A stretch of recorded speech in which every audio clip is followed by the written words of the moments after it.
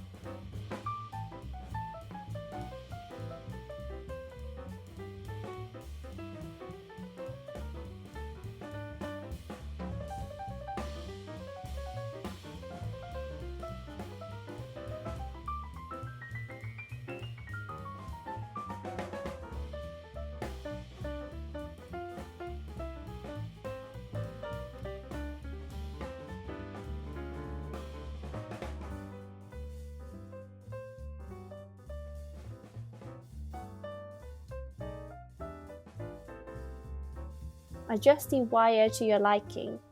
And we are done. Thank you for watching our video and hope you will like it. If you like it, please don't forget to like, comment and subscribe to our channel. It will really help our channel to grow. Stay tuned for our latest tutorials. See you guys next time.